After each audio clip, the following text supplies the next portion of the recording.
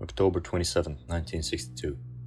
Amidst the height of the Cuban Missile Crisis, a group of destroyers and one aircraft carrier of the United States Navy located a Soviet B-59 diesel-powered nuclear-armed submarine near Cuba. Despite being in international waters, the US Navy started dropping signaling depth charges in order to force the sub to surface for identification. Meanwhile, the crew of the B-59, trying to hide from the American pursuers by increasing the depth of the sub, was unable to monitor any radio traffic.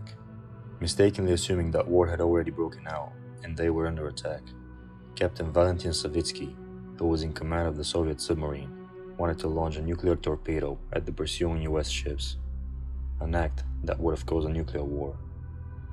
The crew would almost go through with the launch if it wasn't for a 36-year-old Soviet naval officer by the name of Vasili Arkhipov. But how did they get to this?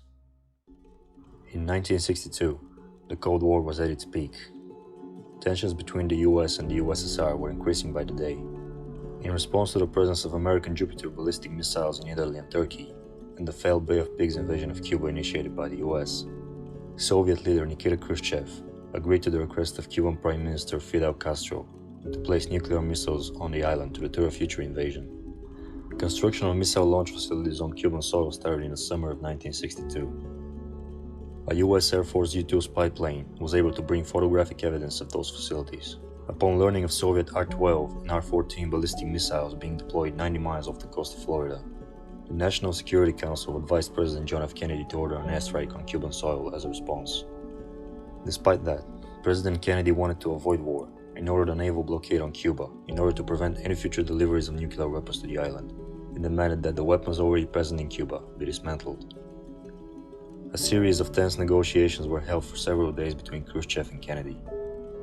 Meanwhile, the imposed blockade on Cuba and the presence of Soviet submarines in the area resulted in some close calls between the navies of the two superpowers.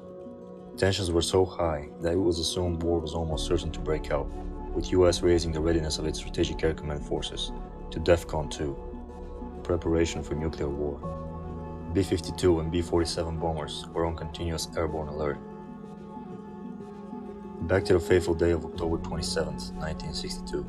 After mistakenly assuming it was under attack, the captain of the Soviet Foxtrot-class B-59 nuclear-armed submarine, with the agreement of a political officer on board, was about to launch a nuclear torpedo at the US destroyers. Typically, Soviet submarines armed with a special weapon only required the captain and a political officer to authorize a nuclear launch. But unlike the other submarines in the flotilla, all three officers on board the B-59 had to agree in order to authorize the launch. This was due to Arkhipov's position as chief of staff of the flotilla. Before launching the nuclear torpedo, Captain Savitsky was also required to get Arkhipov's approval. The officers who needed to agree to the nuclear launch were Captain Savitsky, political officer Ivan Maslenikov, and executive officer Arkhipov.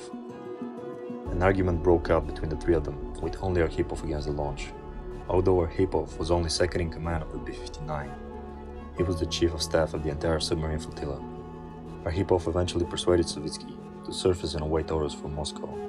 His persuasion effectively averted a nuclear war, which would have ensued if the nuclear weapon had been fired.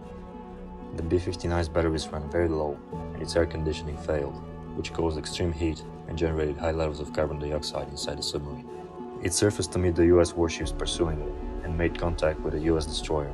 After discussions with the ship, B-59 was then ordered by the Russian fleet to set course back to the Soviet Union. Upon arrival in Russia, Arkhipov and many crew members were faced with disgrace from their superiors. According to his wife, Vasili Arkhipov himself didn't like talking about the incident, as he felt his actions were not appreciated. He continued his service in the Soviet Navy, being promoted to Vice Admiral in 1981, a few years before his retirement. Arkhipov died in 1998 from kidney cancer, most probably caused by exposure to radiation from a previous incident where a reactor core of a nuclear submarine he was aboard of suffered a meltdown. In recognition of his actions aboard B-59, Arkhipov received the first Future of Life Award, which was presented posthumously to his family in 2017.